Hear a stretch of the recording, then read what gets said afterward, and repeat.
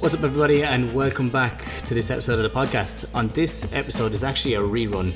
It's a second time we're doing this one because myself and my father, Robert II, here, yeah, right, recorded a podcast last week and it cancelled out. So, welcome back. Thank you for jumping on again.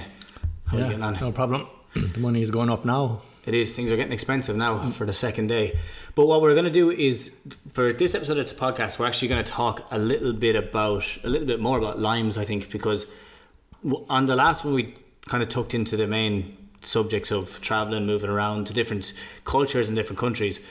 And we will talk about that again because I think that backs up nicely. But for the people who may have seen this on Instagram or have been sent this by a friend, we're going to talk about Lyme's disease as well. And we're going to talk about the treatment and rehabilitation of Lyme's disease and how to get back going again after it, because you had been dealing with it yourself for long. How long was it going on for? Probably 3 years, I'd say. Overall, yeah. Yeah. I don't exactly know how long I had it because I had what they call chronic Lyme. So I didn't see any tick bite. But again, when you're living in the burn, you'd have tick bites fairly regular and you wouldn't take any notice of them. I about sometime before COVID, or a little bit before COVID, around the time of COVID, I suppose, is when it started. I started to lose energy and just everything started to go wrong, and went to the doctors. They tried everything. They did all kinds of tests. Nothing came up. Everything was normal, but I was getting worse. And in the end, but at the start, I ended up that I couldn't get off the couch. I'd so many different symptoms, and I just couldn't get my head around what was going on, because I, as you know, I'm reasonably healthy. I never had been unhealthy in my life, and this was just like someone hit me with a sledge. Yeah. Yeah, no, it was. I can remember it's starting to kick off. If I remember, it was initially from the first symptoms that come to mind for me anyway was when it was a bilateral tendinopathy. You were getting your two Achilles were starting to kick up, and then it wasn't that you were doing anything crazy for it to kick up. So that was a bit of a sign. It's not like you were doing any running or a lot of running anyway at that stage, or anything that would have caused it specifically, because tendinopathies, for people who don't know, it's generally an increase in activity, a spike in increase in activity, and after not doing too much for too long, or doing a lot, not having enough recovery, and then getting a spike. So that was something that stood out. And then obviously when we were going through a bit of rehab for that, other things started to crop up. What were the other ones? Well, you're not so accurate there. Your memory is starting to give, obviously, getting old. What it was one of my Achilles tendons, my left Achilles tendon swelled up and was giving me trouble. But then my right leg, the outside of my right leg went numb from the knee down. Oh yes, okay. And so those were two of the symptoms. I can kind of work up along my body. It was just the craziest symptoms, like nothing related to anything. So that was what was wrong with my legs. I had pain in my knee, a little bit of pain in my knee, not a huge amount of pain in my knee, but I had other symptoms like my finger. One of my fingers, it was just like somebody was taking a dagger and driving it down through the bone in my finger, and there was nothing I could do about the pain. I couldn't get to it. I couldn't. You know the way if you have some pain in your finger, if you pull it or rub it or do something, it'll change it. But this thing was just came, and the pain was just incredible, and it just lasted for as long as it lasted, and there was nothing you could do. So it would torment you, and it wasn't constant. It wasn't like, so I couldn't say, okay, I'm going to get it now, or it's going to be less now. It was just incredible. But that was one of the other symptoms. Then one of the main symptoms was brain fog, they call it. But I don't know, does anybody, is it the same for everybody? But brain fog for me was I could not make a decision. I couldn't. I was sitting on the couch. I'd get up in the morning. I'd say I'm going to do something today. I couldn't forward plan. I could not say, okay, in an hour's time I'm going to drive to Ennis, because I could not forward plan at all. So I'd sit on the couch and I'd get up and I'd walk down the stairs, and then when I'd get down the stairs, I would wonder why I did that, and I wouldn't have any idea what I was going to do. And so I'd walk back up and sit on the couch for an hour again, and as you know me, that would be the last thing that I would ever do. Well, it used to be like that, but anyway, so I would, I just couldn't plan, couldn't think, couldn't hold a discussion. That our table was always a great place for a discussion, so we'd argue out points, but I couldn't join in those discussions because my brain would not work. I just wouldn't click into that, to that mode. Even if it was slowed down, I couldn't do that. And the other thing then that happened to me was my lung. I lost one of my lungs. It just it stopped working, and so I'd wake up in the nighttime. Well, I'd walk around all day feeling like I was drowning, and I couldn't pull my breath. So it turned out that what happened was the phrenic nerve on my right hand side stopped working completely. So my right hand lung wasn't working at all, and my left hand lung was activating the phrenic nerve on that side, but it wasn't able to pull it up and wasn't working fully. But yeah, I was going to say, it was at one side, it's not that it had stopped completely, it was that it had lost a good bit, because you were still able to at certain stages inhale, weren't you? Oh, I was unable to inhale on my right hand side, and by using the muscles higher up in my chest, but the diaphragm was not activating because I just couldn't breathe deep. You were the first one to actually diagnose it or to say what it was, because I remember you checked me with the stethoscope and you said that there is no there's air coming into one side of it. Into the lower lobe on my right hand side. Yeah, but it was still, I remember there was that side that was affected, but the reason I say it's because it was only like when you started to like climb the stairs or do something a bit out of the ordinary that it started to really kick up, wasn't it? Oh well, yeah, that's when it would. Well, obviously, if you can only take in, it's like if you were breathing through a straw or you were breathing through some, if your air was seriously restricted, it's when you put pressure on, you'll manage to walk away. But if you try to run, or if you walk fast, or you try to walk up a stairs, and I remember the worst feeling of all was, I'd go to bed, and my sleep was very irregular, very affected.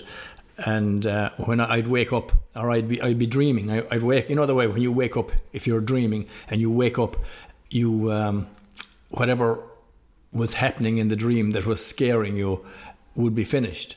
So I used to dream that I was drowning all the time, and then I'd wake up and I kind of had I almost have a phobia about drowning anyway, or had, because of something that happened when I was young.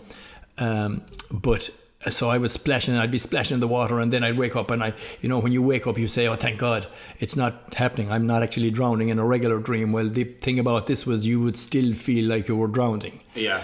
When you'd wake up. So it was scary times now. It is, yeah, because it's. I remember at the time when it did kick up initially, there was definitely a couple of comments thrown around the house about you being unfit, and that was the result of it. And the only reason I bring that up is because it was something that there was so many random symptoms that it was hard to tie them together initially. And I remember there was a lot of different kind of ideas, and when you were going to the doctor, they would say one thing, and then you'd go to another one, and they'd say another thing, and it was different things thrown around about what it was. And the only reason I'm saying that is because a lot of people, if you are dealing with that, like especially with the lung issues, it can mask itself as being deconditioned and being fatigued. That's why I was saying you'd only start to feel it at the start. Now obviously it got way worse, but I remember you talking about it when it was like walking up the hill from the shed, or coming up the back stairs, or doing something that was a little bit, if we went wrestling or something, doing something that was a little bit. Yeah, there was no wrestling them days. Yeah, that's true. Yeah. Oh no, there was. Not that time. No, not because I wouldn't have been able to. Not a hope. Well, that was after it, wasn't it? Yeah, that was after when it started to improve. But going on what you were saying there about being unfit. Anyone that would know us, the family or whatever, would know that fitness is a big thing.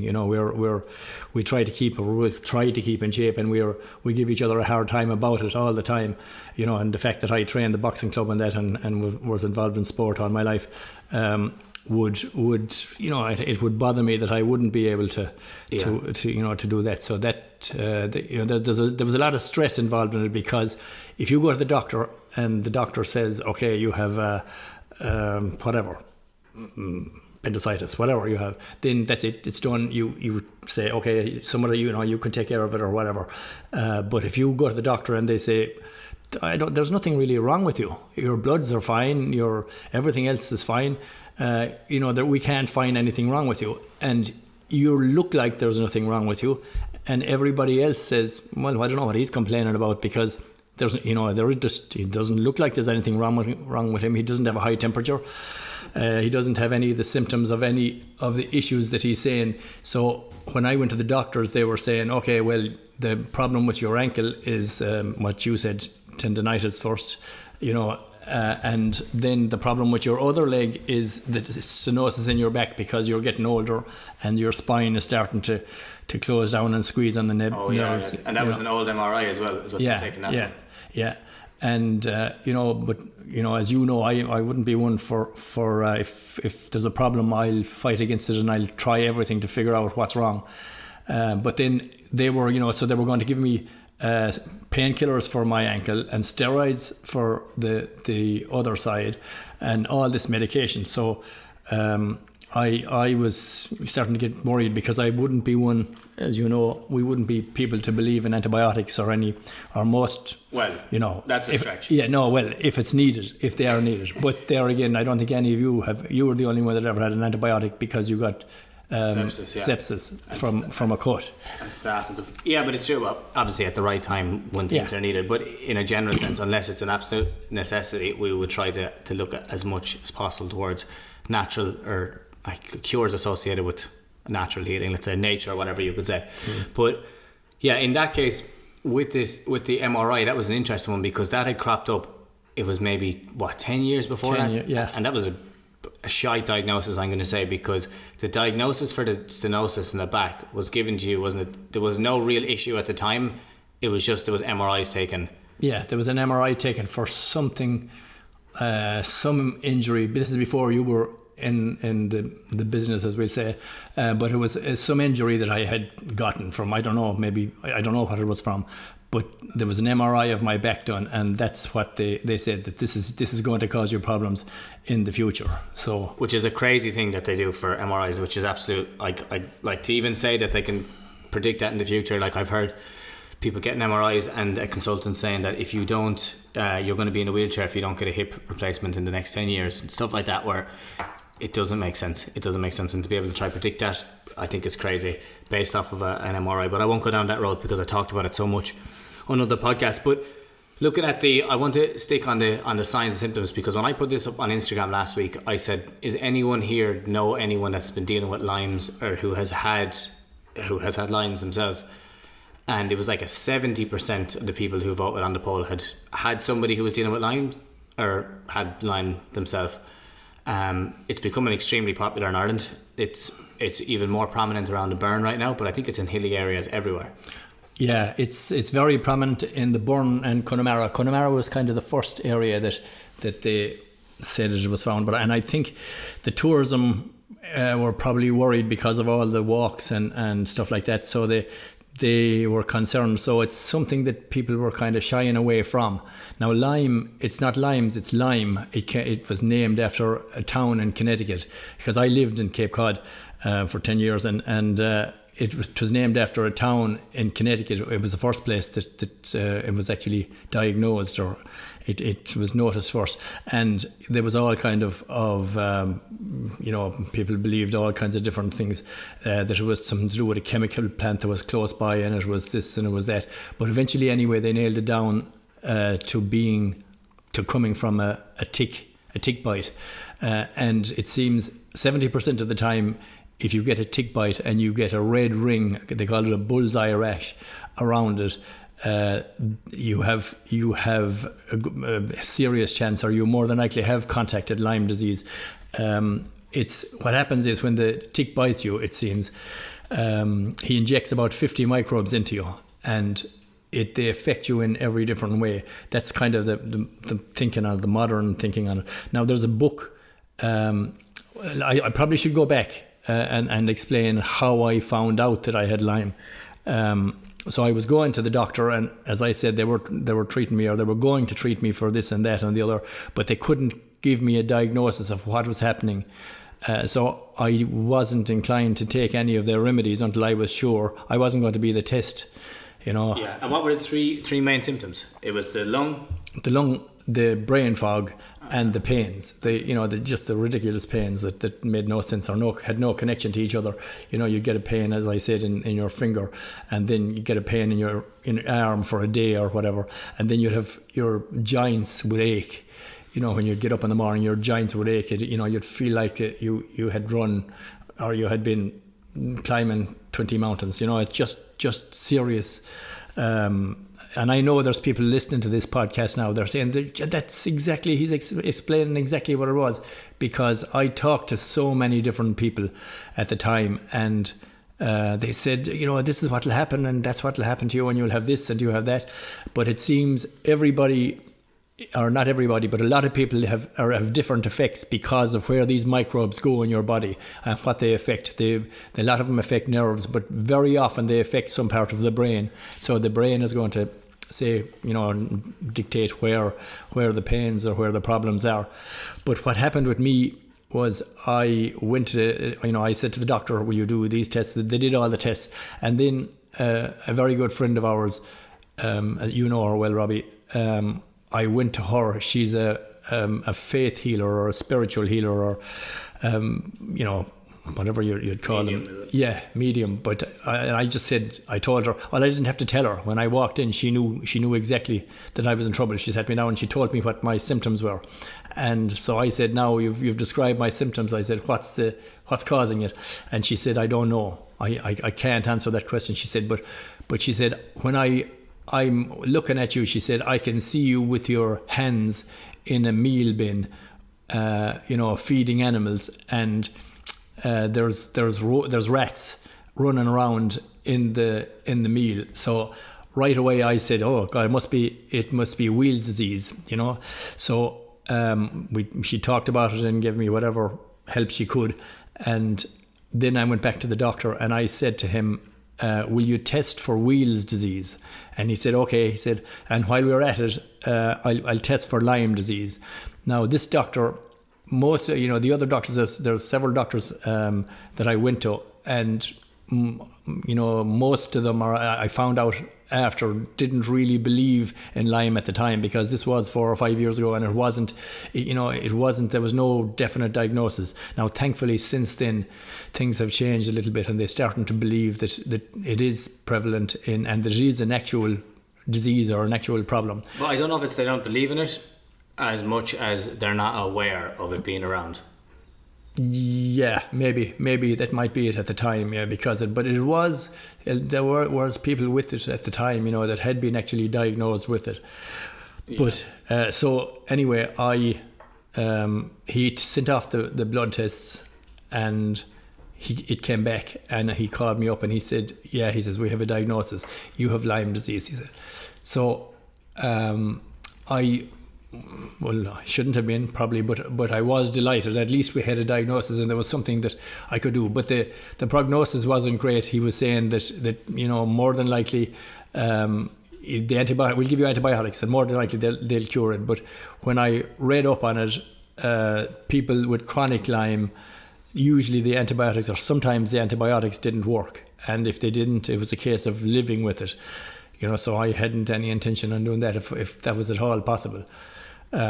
So he said, okay, these are the antibiotics, and of course I agreed to take them because that was the cure for it or whatever.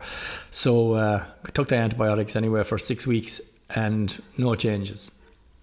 And then so he said, okay, there is stronger antibiotics that you can take. We'll give you those. So he gave me more antibiotics for 2 more weeks. I think it was 3 more weeks.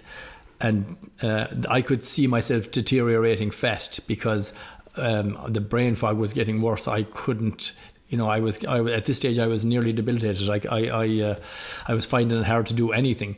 But I blame the antibiotics as much as I blame the Lyme, because they were really taking that out of you. Yeah, they really were. So ended up anyway that I was on antibiotics for 11 weeks. And they weren't working, and so I just said, that's it, I'm not doing any more. So I started to research it. It should be said that in most cases, and you can correct me if I'm wrong, if you do get the red ring and you do get the antibiotics early on, it's supposed to get rid of it. Yeah, they say that it does. They say that it does. If you get it in time. But there's a book that I'm going to talk about there in a minute that had the quote. I think one of the first quotes or the first chapters.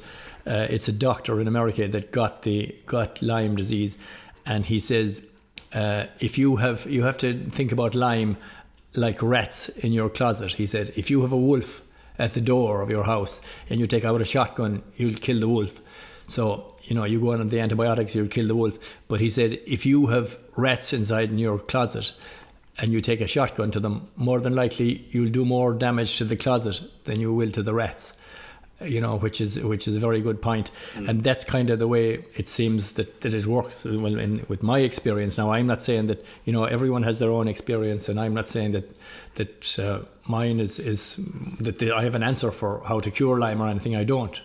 I'm just, what we agreed to talk about was the journey that I went through. Yeah, it is fair. Everyone's going to have a different way about it. I think it's going to be different for everyone. Some people as well are going to be, who are listening to this, have probably gotten it and has gotten rid of it pretty quickly with the antibiotics. And I think it's important to say that if that is the case, if it's early on, it's definitely worth a try. Definitely, yeah. If it's early on, and you have to take try it first. Now, the one thing that the book by the way, the name of it is Unlocking Lyme. And it's by his name won't come to me now. I should know this because we actually talked about it last week. But it's you can get it on Amazon. It's called Unlocking Lyme, and he's a medical doctor in the States that wrote it. But it's quite long-winded. There's about 15 chapters in it, and each chapter goes into a different part of Lyme disease and the different chemicals and that are the different pharmaceuticals that may work against it and that. But basically, his story at the end, as I said, is you're not going to kill this with something because a lot of the time when you take antibiotics or if you make the environment unfriendly for the Lyme microbe, it will go into a cyst state and it will just wait until the environment is friendlier again or is easier for it to survive in. And more than likely that's what happened to me. I'd say I had a good strong immune system, and I probably got this maybe even when I was in Cape Cod years ago. I don't know when, but it was just sitting there, and for whatever reason my immune system was compromised. Yeah. But it's interesting with any chronic issue, looking at it from a chronic pain thing side, you can never really blast out a chronic issue once it becomes a chronic issue, because it's the same with that. If someone has pain, if they have a chronic back issue or chronic back pain, and then they just start leaning into taking painkillers every time it kicks up, it might relieve the symptoms over a short period of time, but that's going to come back in. And oftentimes when it comes back, it's going to be a lot stronger as well. I think people you need to treat things acutely and chronically that bit different. And oftentimes you have to take the opposite approach to when you're dealing with a chronic injury versus an acute injury. You can blast at an acute injury. Generally, it works out well. But something that's a bit more chronic, then you obviously have to take a different approach. So what way did you look at it then? Well, the first thing, how it happened, there's a few people that I really want to mention in this discussion. One of them was a girl, Sinead. She was having a wedding at our place, and Michelle said to her, "There's a couple of things that need to be done, before the wedding." She said, "But my husband isn't well at the minute, it will be done before the wedding." She was obviously optimistic, but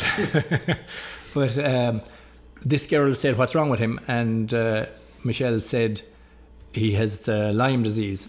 And she said, "My God," she said, "I know his pain." And it turns out that she had Lyme disease. I think it was 2 or 3 years before that, and she had gotten on this herbal regime, I suppose is what you'd call it, where she was taking these herbs. There was this doctor in America as well came up with this system that you break it, you kill it slowly. So you the way you do it is you take these herbs very regularly in very, very small doses, in microdoses. So you're basically killing the thing. It doesn't feel like the environment is unfriendly or unworkable for the microbe. So it basically weakens it and eventually kills it. That's what I could gather from the book. This doctor talked about the book as well, and it was she that told me about that book, Unlocking Lyme. So I got the book and I read it, and if you remember, I had a lot of research done into Lyme at the time, and we had bought an infrared sauna. Yeah.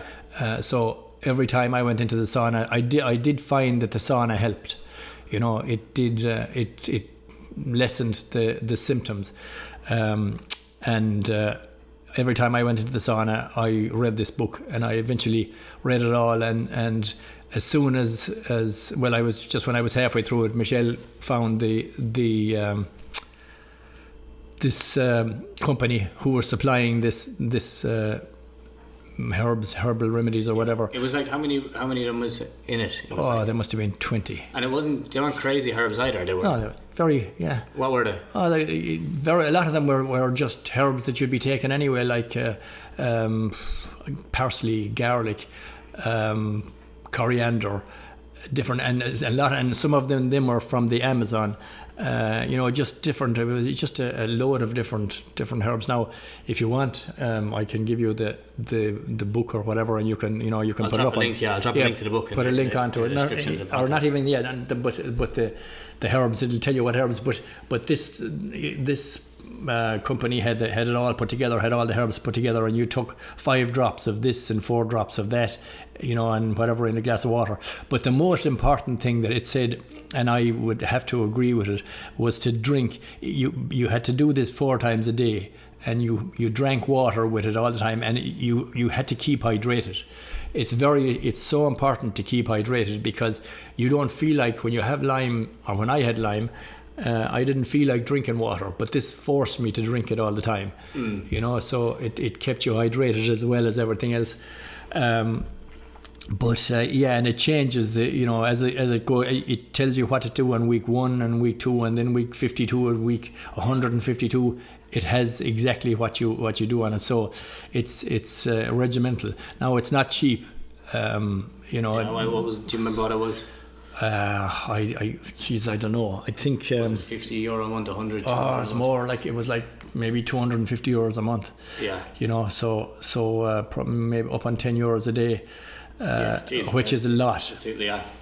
But lucky enough, we were in a position that we could. Well, it was a case of, it wasn't that we were able to afford it. It was that we couldn't not afford it. Yeah. Yeah, it had to be done. Yeah. Yeah, it is. But it's an interesting one there on the water, because like the dehydration is something that affects everyone so much differently, and it's like for the people that I work with, especially the ones who are dealing with chronic injuries or chronic issues, you could nearly put your hat on it that all of them are going to be in some form dehydrated or not taking on enough water, or maybe they'll drink a lot of water on a Monday and Tuesday and then they'll drink nothing for the rest of the week. And you can often pick out the different issues that they're going to have. Like if you're dehydrated across the board, Lyme or not, like if you have Lyme or if you don't have it, you're still going to get a lot more pain. You're going to get a lot more tightness. You're going to have brain fog to a certain degree. Like it's crazy the effect that dehydration has on people. So just taking care of that in itself, like the power that I've seen in people just taking that on. I'm not talking about Lyme specific.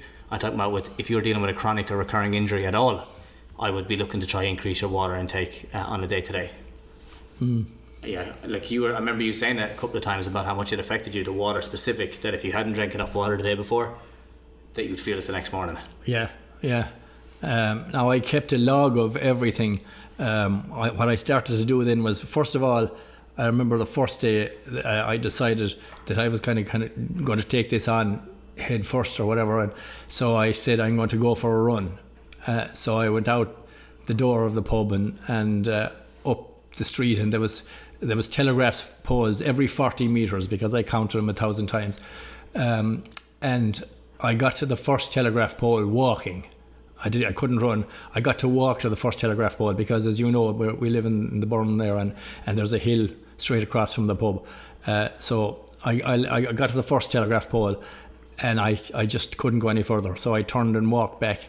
But I just forced myself that I'm going to go to the second one tomorrow, which I did, and then the third one, and then I just kept on, kept pushing it every morning, 7 o'clock, without fail. I kind of got into a regime, and eventually I was, after the year and a half or whatever, I was running 2 miles, 1 mile out and 1 mile up the hill and 1 mile back, so and that was just, it was a case of I believed that I had to do it, but as well as that, the herbs were working, and they did, or something worked. Maybe it wasn't the herbs, maybe it was my mental state, I don't know. But it's important to reinforce that. I think, like, when you are looking at overcoming an issue like that, I think it's important to reinforce it with the good behaviours, and not just rely.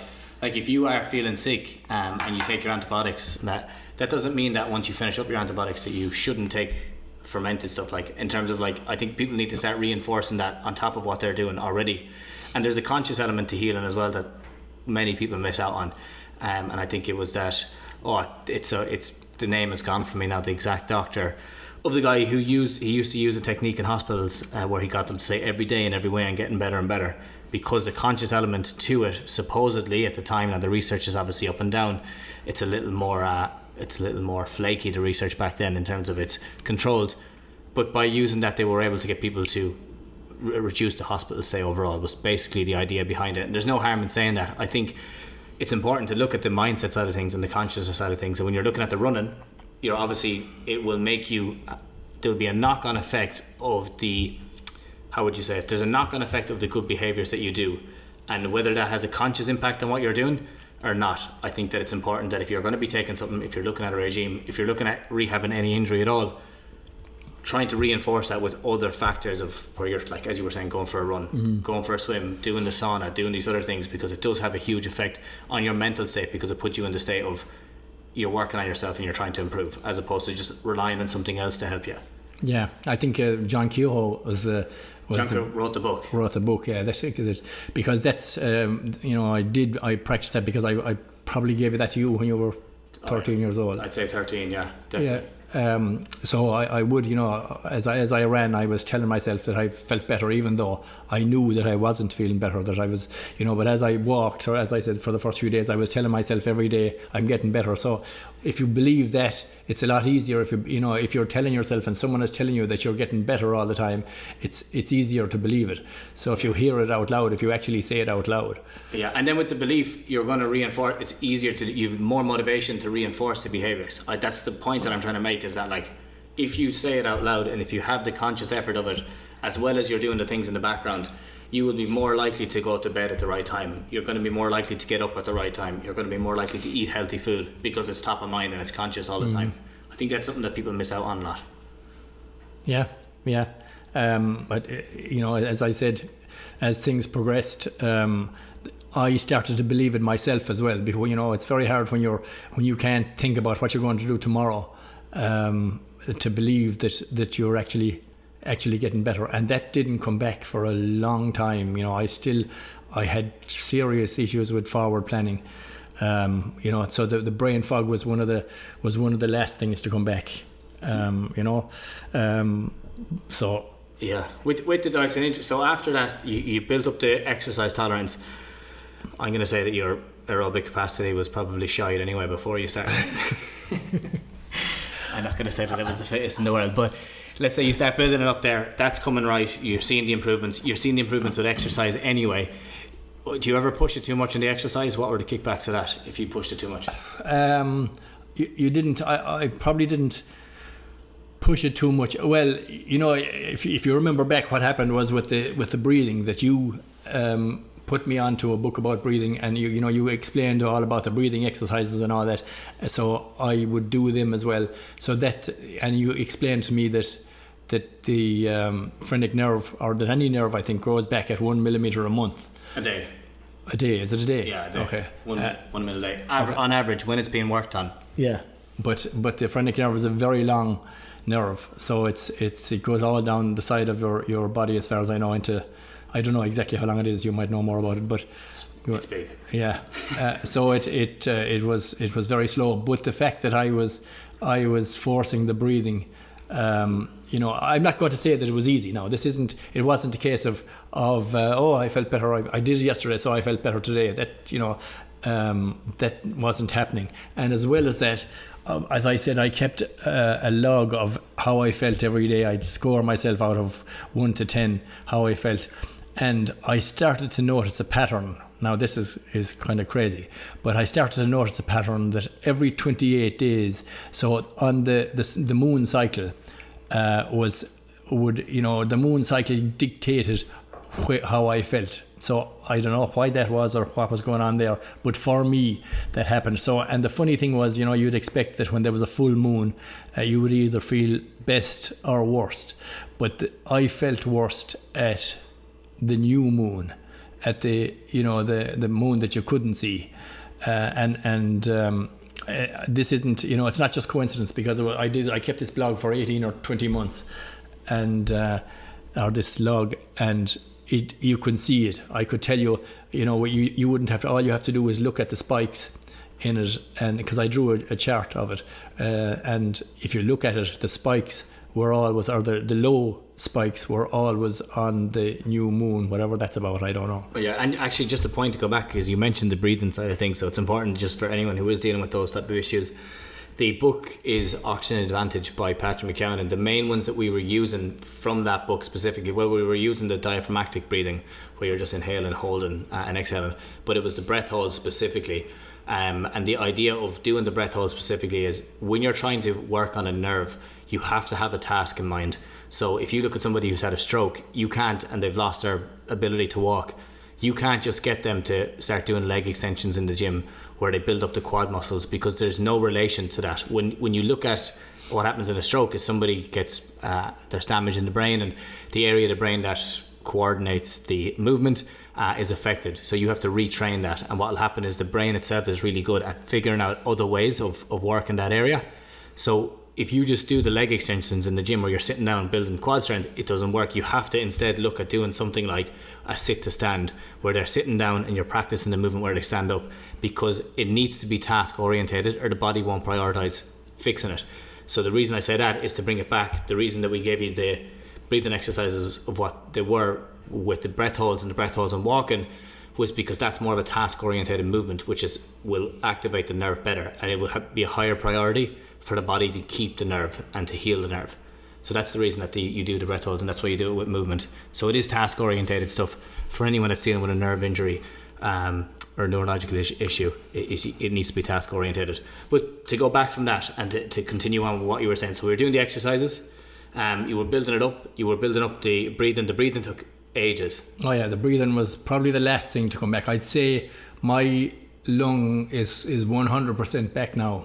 It feels like it is anyway, but this thing happened in 2020, so that's nearly 4 years, over 4 years, before it, although no, it might have been September 2020 when my lung was at its worst, so almost 4 years. That's what it took for the lung to come back. Now the leg, my ankle eventually went down. That took maybe a year and a half. The numbness in my other leg, that cleared up. So that didn't probably take quite as long. But the tendinopathy dropped a little sooner, I think. I don't know if it was as long as that because you were able to run. Yeah, that's true. But I had pain though. I was running with pain. Now it did.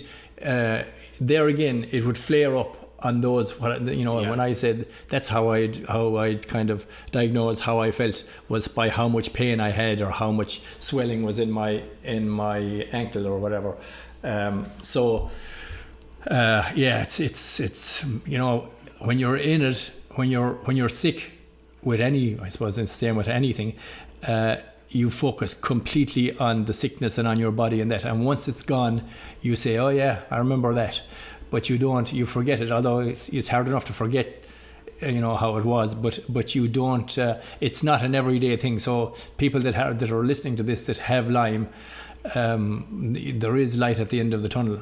You know, if you work on it. Now, there was one person that we mentioned in the last one that you haven't talked about yet, and we were saying that it was an important one. One of the things about especially being from I think the west of Ireland, we're lucky in that there's a nice mix of holistic therapies and holistic therapies is the easiest way to say it. Now, and often people, I try not ever to do it. I think it's important to look at everyone's techniques and everyone's way of working and see what you can take from it, what works and what doesn't.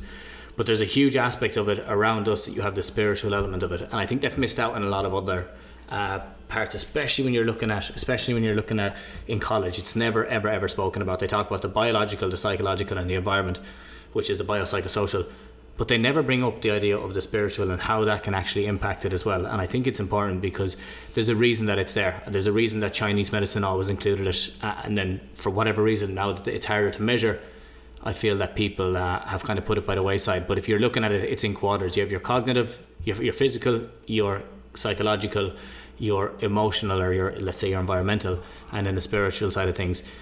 And at one stage you went up to Jerry O'Donoghue and Gort. Yeah. Now I don't know if that's if I'd consider it spiritual. It's more energy. I would have thought. I use spiritual as a form of energy. Okay. I would say. Yeah. Somebody told me when I was diagnosed that Jerry O'Donoghue in Gort, who was a butcher, who was a healer, that he had it, and that I should go and talk to him. Now I knew Jerry anyway. I'd know Jerry, but I had experience of him before because I had an Irish draft horse that I used to ride myself, and myself and Grace would go for a ride every evening.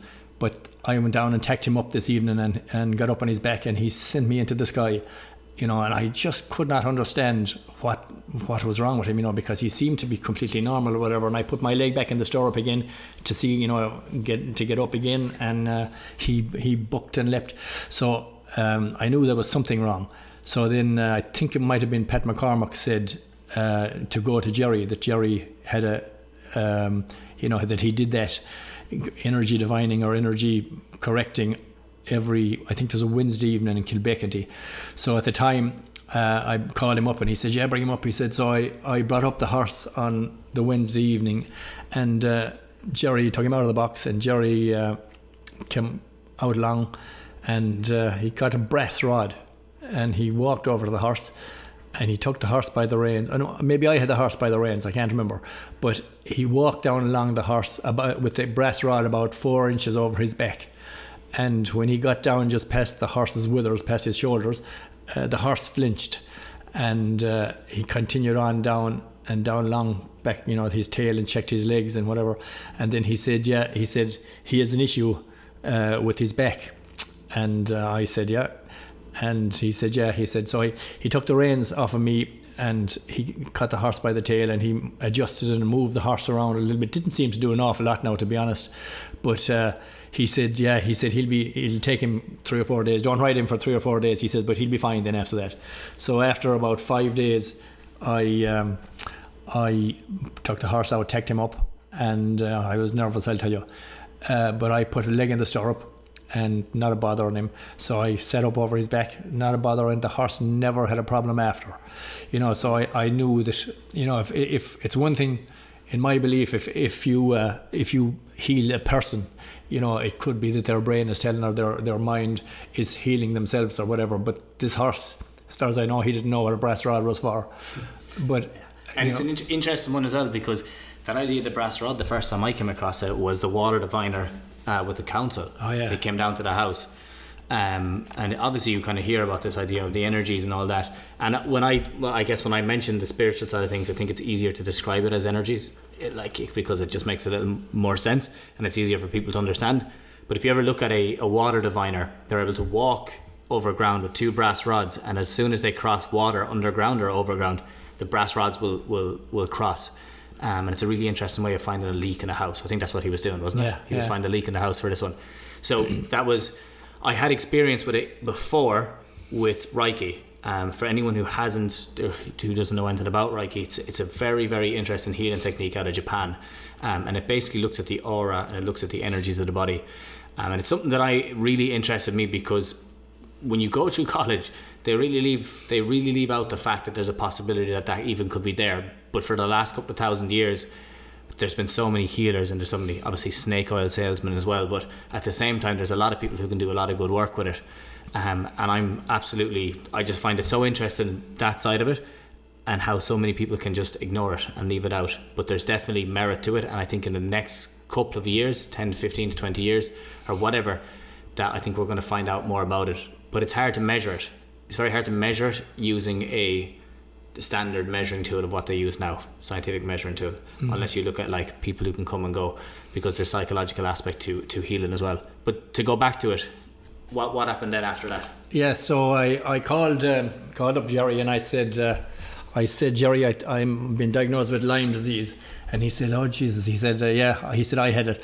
I said, would you mind if I called up someday? And he said, not at all, come on up. So I went up anyway, and Jerry told me everything that was going to happen. How was, this was actually before I went on I think I'd been on antibiotics for maybe 5 or 6 weeks at this stage, and so I hadn't gotten off the antibiotics. But he basically told me what would happen, how things would progress, and that's exactly the way thing. He said you'll be dismissed. They'll dismiss the medical profession will dismiss that it could be anything to do with Lyme, that your lung, there's a problem with your lung, but it has nothing to do with Lyme, and they won't connect up the dots. So he went. Sure enough, I went to hospital for about the lung, and they said, "Oh yeah, it's your phrenic nerve isn't working." And I said about the Lyme disease, and they just at the time I suppose they didn't know anything about it, or maybe didn't want to know anything about it, but they just kind of dismissed it, that it wouldn't have anything to do with it. And basically told me, I know you won't agree with this, you're saying that they didn't actually tell me this, but they basically told me that I'd have to adjust to it, that my phrenic nerve wouldn't come back, that I'd have to adjust around my life around it, and that it was very possible to do that. But that it would affect me, but that I wouldn't be able, that it wouldn't cure. That's a rephrasing about what you said it last time.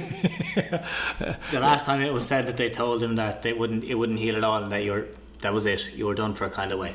So the reason I corrected that the last time is because so often when people go to a doctor and you go in with a preconceived notion, you often come out with the answer to that preconceived notion that you went in with. And that's why I corrected the phrasing, but that is most likely what they did say to you in terms of what you said there, because it's very hard if a doctor or a physio or anything gives you them exacts and says you'll never be able to do this again. That's absolute shite, because how can they even come up with that in the first place? But go on, that's why I corrected you last time. Yeah, well, the one thing that I did find out over that experience is that a doctor will not cure you. You have to cure yourself. I'm not just saying with Lyme. You have to be. You have to do whatever it takes to cure yourself, because the doctor will whatever they'll do, give you diagnosis and maybe give you some pharmaceuticals that they think will help. But that's been my experience anyway. But anyway, to get back to Jerry. He's told me all the different symptoms that he had, and Jerry is a powerful man, and he was telling me that he couldn't barely lift his hand above his head, when he had it. So it was great to talk to somebody that had been through it, had similar symptoms, and had come out the other side.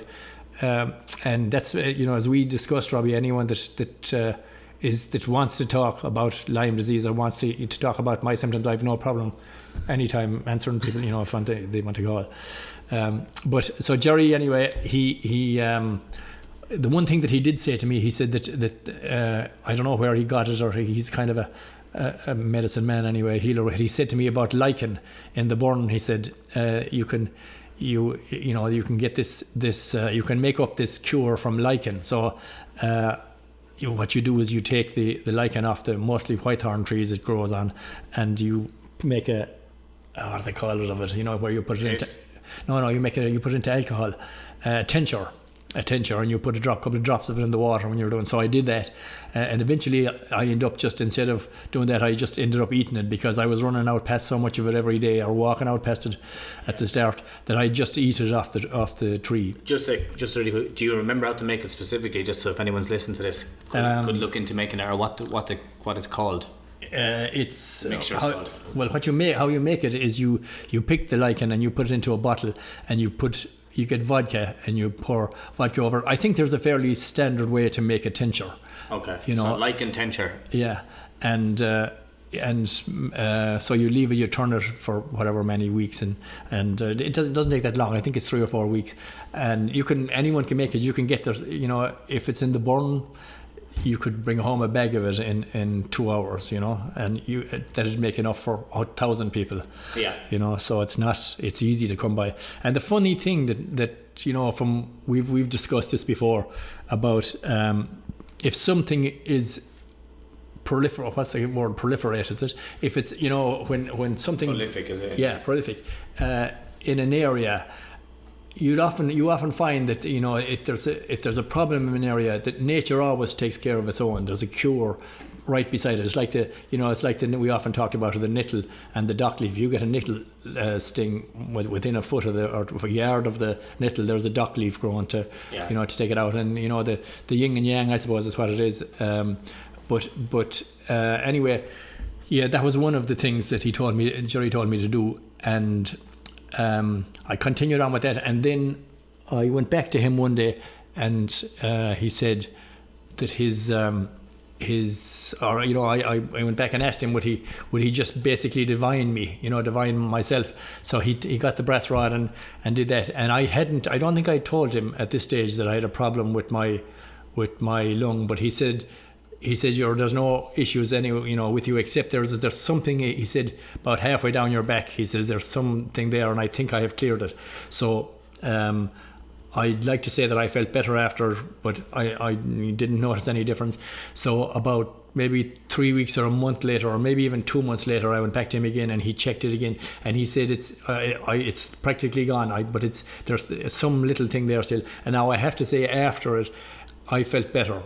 After he worked on my back that time, he moved me over and back, and that I felt better. Now, whether that was just my mind telling me that it was cured or whatever, but anyway, something worked. So yeah. I have to give a shout out to Jerry, because and he was. I know that they have a group in South Galway, there, North Clare and South Galway, that they have a group that discusses Lyme disease, and that he's involved with people with Lyme disease. So he's been great. He really is. Yeah, no, that's good. It is. I think it's important to look at that. And now the other thing is that when you're doing that, alongside you're doing all the other stuff, you're doing your running, you're going to the sauna. I don't think you had started the ice water therapy before that, or the cold water therapy, I should say. And then you were taking the medicine. So how long were you taking that for? The medicine, about 18 or 19 months, I think. And is it the same guy, the William? I just looked his name up. Not William Hurst, but William something. Yeah. No. William Rawls. Rawls, yeah, that's him. Now, he doesn't advocate any company. It's not commercial where he says, okay, buy this off of this company. Yeah. But the girl that Sinead, the girl that I can't remember her second name, which is awful now because she helped me so much. But she had said to Michelle that this was the company that she had got this from, this herbal regime from, yeah. And it's called the Cowden Protocol. If you could look at it, it actually comes. It's made in the States originally, but it's a crowd in Finland that supply this, and it's called the Cowden Protocol, yeah. Okay. So let's look at it then from because I don't want to be because people who are listening to this are probably listening to get the story, the background, to make sure that the symptoms that they have, everyone has different symptoms as well, and then to get the protocol to fix it, because anyone that's listening to this will want to at least have a bit of hope that it can be improved or be fixed. So let's look at it from start to finish in as short as possible. What were the main things that worked? That worked? Yeah. I couldn't answer that. So, okay, from talking, let's look at the main things that you tried. So exercise was one. Yeah. What form of exercise? It was running or walking? Well, it was walking first, because anyone that has it won't be able to run. So I think it was just the pushing. The exercise, I'd say, probably wasn't specific. It was just the fact that I was doing exercise and that I was getting out into nature, and that I was, my mind was starting to get on top of it, to believe. If you tell yourself for an hour that you're getting better and you're feeling great and you're getting better and feeling great, I think that it does work. So that positive. So the affirmations, the positive affirmations are powerful as well. And that one that we used earlier on of every day and every way and getting better and better is one that I use myself, and is one that I tell a lot of clients to use when they're dealing with injuries. It's a powerful one. I think it just helps you to dictate your behaviour after. After that, then you were taking the Cowden protocol, and you were taking that every day. You were doing the sauna as well. Now, I know you weren't doing every one of these every day. Apart, like, which ones are you doing every single day? It was the protocol. Took the medicine, that was every 4 hours. Jesus, that's a lot. It's a lot. It's from what you get up in the morning, and then at 12 o'clock in the day you take it, 6 o'clock in the evening you take it, and before you go to bed at night you take it. Okay. And the thing is, you have to, you have to stick to it. Your mother Michelle was great like that. She said, but there's an app that you get on your phone that it'll actually tell you, it'll warn, it'll ring on your phone and tell you that you have to take it. Okay, yeah, that's good. So that you had your exercise, you had your sauna. The sauna was 20 minutes, I think, 20 to 30 minutes in an infrared sauna. You took the Cowden protocol. You had done the energy healing, aside of with a medium and meat and Jerry.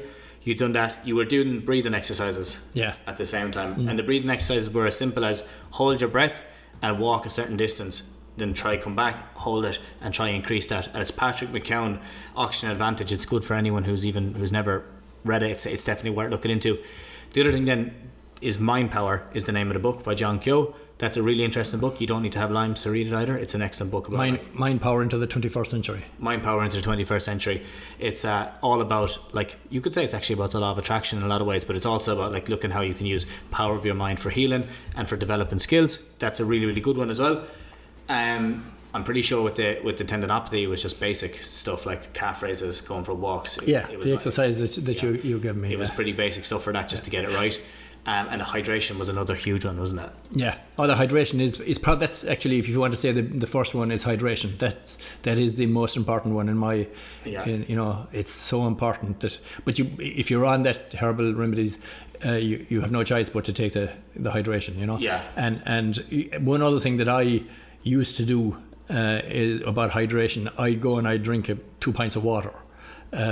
This way, you didn't drink 2 pints of water. You drank a glass of water, regularly, rather than drinking 2 pints of water and then not drinking for the rest of the day again. Yeah. Okay.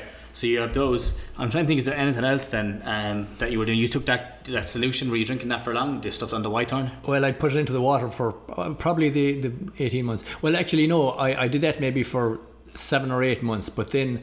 As I said, I was running out past this lichen every day. It was in the bushes, so I just eat it, because as I was going up the mountain, and eventually I'd use it when I'd go up to check my cattle. I'd get some of it, And what were the markers of progression, and when did you start to notice that it was actually working? It took about 6 months. To notice that there was any change. To notice that it wasn't, that it wasn't as constant. The pain wasn't as constant. Some day you'd have better days. And as I said, looking at the book, if you keep a log of how you feel, because I'd be thinking, when you'd have a bad day, I'd be thinking, I'm wasting my time. This is a waste of time. Yeah. And you go back and you check the book. For the first few months, you just believe you're wasting your time, but you just keep telling yourself that you're not. Or you don't tell yourself that you're not. You tell yourself that you're getting better. Because if you keep away from the negatives, and this is my experience.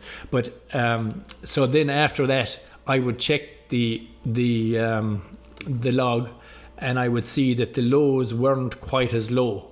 They might have gone up 1. Instead of a low being 2, it might be 3.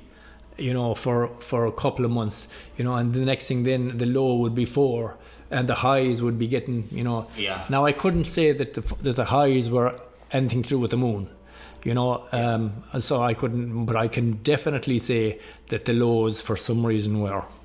Yeah, keeping a log is always going to be important. I know there is apps on your phone that you can use as well to help keep a log of it.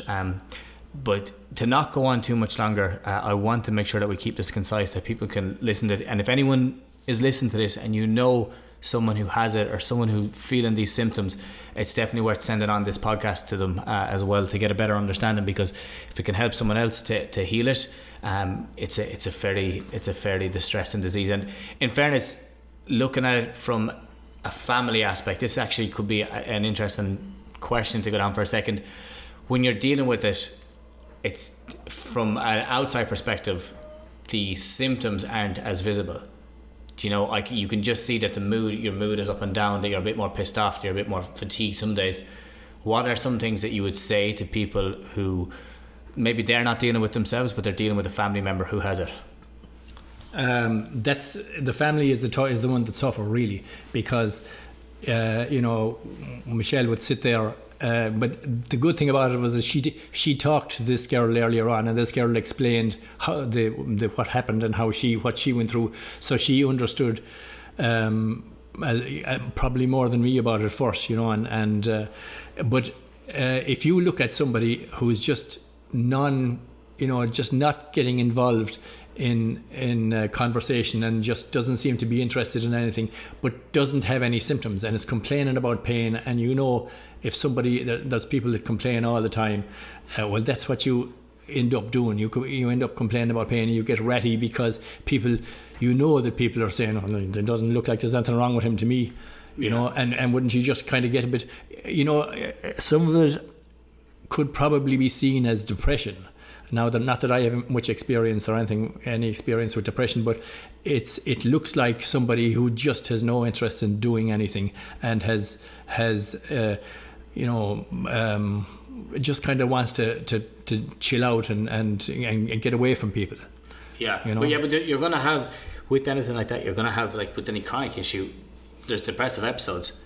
You're going to have highs and you're going to have lows. And when the thing that people don't understand about pain is that if you have one of the highest predictors of chronic pain is depression. You know, there's like, and I'm not huge on the depression as opposed to like as the diagnosis. I think it's better referred to as depressive episodes, because people with depression obviously get into like a deep hole, but then oftentimes come out of it and stuff like that. And I think that it's important to look at that from a healing perspective, but we're not going to go down that route right now. I just think that when you are looking at these issues, that it's important from a family perspective to try, like, what would you say, is it have a bit more empathy? Because I know that for us we're very proactive and like let's work on fixing it, or let's do what we can to fix it, as opposed to sitting back and saying, geez, there's actually something going on here. Yeah. Now, the one thing that's tough about Lyme disease is, and the doctor in that book kind of, he was the first one that I found, well, I didn't know anything about Lyme disease before that, but he did say that you're only, you know, you can only be diagnosed, you could be tested every day in the month, and you know, you might only be diagnosed with Lyme for 2 days or whatever. So it can be misdiagnosed so often, and so many people have been misdiagnosed with what are all them other, you know, the Wheels disease, or is it? Yeah, no, it's fibromyalgia. And different things like that. And the funny thing is, well, it's not funny, but one of the things he says is a lot of people have been misdiagnosed with Lyme disease and end up with symptoms, Alzheimer's symptoms, and you know, and serious brain issue or brain symptoms because you know, it's been just let go and they haven't done anything about it. You know, so it's a little bit scary. And a lot of people have, you know, it's not something that you kind of, you're going to just get over and you'll be fine. You have to work through it. Yeah, it takes a complete lifestyle change. Yeah. Like, in fairness, looking at, you did have a big turnaround from what you were doing before in terms of getting back into exercise and kind of changing and leaning more towards exercise-based lifestyle and a healthier living in general. I know before we were obviously living pretty healthy, but it was more in episodes as opposed to a consistency. Yeah. Now the one thing that I did do, you mentioned it there earlier on, afterwards, kind of towards the end of it, was I started going to the cold water, you know, doing cold water, and I think it was you, because you funked it. You wouldn't go in. I didn't. I said let's go to the cold water, and you said you wouldn't go down. And then I went into bed thinking, grand, right, we're not going for cold water. We're not going into the sea tomorrow. And then he came in then obviously stout the next morning, having been challenged, and since then he started doing the cold water therapy. So it was worth it. That was the day you walked halfway into the lake. I didn't, my arse. I was all the way in there. I had long hair. I didn't want to get it wet. But the one thing that I do that every day since, without fail, because I just find it's absolutely brilliant. It focuses you, and it connects you. Now, this is kind of where I start to get a bit airy-fairy. It connects you with nature, with if you go down in the morning at dawn, in winter or summer, and you hear the first bird chirping. You're in the water, you're on the side of the lake, and there's nothing else. Everything is calm, and you hear the first bird waking up, and then the rest of them wake up, and it's it just. You have to be focused, because the water a lot of the time is so cold that you can't focus on anything else, and so you forget about everything else that's going on in your life, and you just focus and get back into nature. I think it's so important to be in tune with nature. Now I had this girl and this young lad over from France there last year, and they started talking about eye yoga, because I'm pushing on a bit, and my eyes weren't as good as they were, so they started talking about eye yoga, and so now what I do is I focus off in the distance and focus back towards me, and it seems to have improved my eyesight as well. So I look at it, it's as far as I'm concerned, it's all good. Yeah. The cold water therapy and the therapeutic landscape has actually had a researcher on Catherine, it's going to go out of my head now, but it's a couple of podcasts ago. She wrote the book on blue spaces, and when you look at going into cold water or even bodies of water, there's a lot like, obviously it brings you more into a rest and digest healing state, which many people don't have the opportunity to get into because of the lifestyle that they live. The thing about it is, if you're not able to get into a rest and digest state, you're going to have sleep trouble. If you have sleep trouble, you're susceptible to every other issue that it's going to be there. So I think if there's anything else that can be gained from it, it's making sure that you can bring your body back into that more of a rest and digest state, and getting into water, getting into therapeutic landscape where you're in nature is really, really important, because it brings you to the moment and kind of focuses you as well. I love it. I think the sauna as well, I think they go so well together. They're obviously very popular now. Everyone's talking about them. And I think that when something becomes popular, people often turn away and say, I'm not doing that because everyone's doing it. But there's a good reason that a lot of people are doing it. And I think it's something that if you have the opportunity to do, to add it to your schedule or to your routine, because it has a huge impact on your life afterwards. The other side of things is it builds your confidence in your body, because you start to have a lot more control over your body. When you're looking at any type of a chronic issue or chronic injury, people often lose control of their body because their body starts to dictate what they do. And when you can take that, it's a body up approach, but it is kind of a mind down approach, in terms of you're getting into the cold water, you're starting to breathe really fast, and then you start to be able to calm it down. And if you can focus on that point, it's like a little win that you do each day. And I know you were saying that was a nice one to start kind of to, as well as the other breathing exercises, it did help to train your breathing at the same time. Yeah, it did. You as you said, especially when it's really cold, your breathing goes up and your heart rate obviously goes up.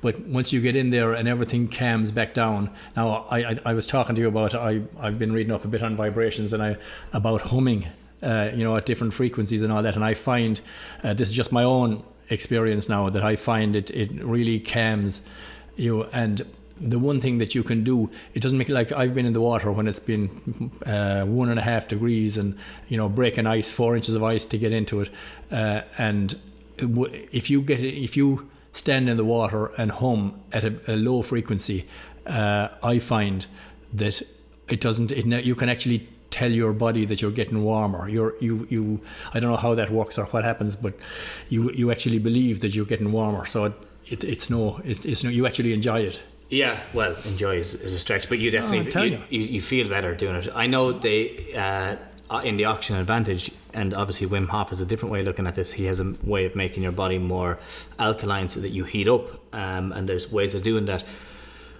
And I won't go down them because I'm not a Wim Hof instructor by any means. I can only know the basics of it. But in the Oxygen Advantage, he talks about humming as a way of creating more nitric oxide in your nose, which helps you to improve your blood flow, improve circulation, and there's so many other effects that also improve in your breathing capacity, because it's a vasodilator. It opens up the lungs. So there's a lot more to humming than just the vibrational aspect of it. I think it's important to note that as well. But to finish up, because we won't go on too much longer right now, the main things of what we talked about, of getting it right, unlocking Lyme is a huge one. What was the name of the other book, or the protocol? Coding. I'll add the links in the description of the podcast. Anything else that you'd leave it on, or anything else that you'd say? How about if somebody has been dealing with it for a while? Let's look at it from two aspects for a second. Let's look at the people who may realise that they have the symptoms. Mm-hmm. They may have gotten tested for Lyme before, and it's come back negative. What do you do with that? Yeah, I don't know how that. I know that they sent my test to Germany. So but there again, as I said, the doctor there that wrote that book said that you can be misdiagnosed multiple times. 20 days in the month for whatever reason. It's when the Lyme are active or whatever. I don't know. I'm sure if some people listen to this in 10 years' time, they'll be saying, "Oh, these guys knew nothing about it." But and hopefully it will. But if the one thing is don't despair, you can get through it, but it's not going to. It isn't the case of I'm going to take a magic pill. In my experience, this is, as I said, strictly my experience, and I have no issue talking to anybody for any length of time. If they think I can help them, you just give me a call. Yeah, and I'll add my email in here, and if anyone wants to send me an email, and I will put you on. So if anyone wants to email info@themobilitytutor.com with any questions you have, and then I will obviously forward them on. As opposed to putting your phone number out on a podcast. But I'd nearly do it for crack. But yeah, so they're the main things. I hope if anyone is dealing with this, there's no problem, you can reach out. A little thing to throw out there is there has been a change. Before it was the Mobility Tutor on Instagram. My Instagram has now changed to Robbie Cassidy _ at the end. You can still find me by typing in the Mobility Tutor, but it's Robbie Cassidy at the moment now. So there was a rebrand. There's a good reason for that, but I can't tell you all just yet, because there's obviously bigger plans coming later in the year. And it's nice to change it from the Mobility Tutor, because I've kind of swayed away from mobility a small bit. I've looked at other things, and I'm obviously big into the holistic side of health, so I don't want people to be limited on just focusing on mobility. I think there's huge gains to be made in the physical, as I was saying, in the psychological, in the emotional, and in the spiritual side of things, so it's important to do that. But before we go, have you anything left do you want to say? Yeah, no, I just want to give a shout out to Liam Glynn, Dr. Liam Glynn in Ballyvaughan Medical Centre. He was the one that diagnosed it and believed in it, and got me started on the road. Yeah, Professor Liam Glynn, if I remember correctly. Right. Yeah, I know that's excellent. Thank you so much for jumping on. And second time, hopefully now the saves, we'll get it up and going. And if anyone needs us, just email. Send me an email, there's no issue at all, and we can hopefully help you out in some way or point you in the right direction. I will add all the links in the description to everything that was talked about. If you know somebody that's dealing with it, make sure to send this podcast on to them so they get a better idea and they don't feel alone with it. I know you were saying there's support groups in North Clare, South Galway, so definitely worth looking out for those. It is more common, from my understanding, and someone can correct me if I'm wrong, in areas of like the Burn and Connemara, where it's mountainous areas, and it's obviously spread by ticks specifically, but possibly rats as well. No, it's not spread by rats. Supposedly the rat or the tick bites a rat or a rodent originally, and then transfers it to a deer or a goat or whatever. So that's where the connection was with the rats. Okay, and that's all from us today, guys. Thank you so much for jumping on that. Appreciate that. And no worries. I will chat to you all again next week. Have a good one.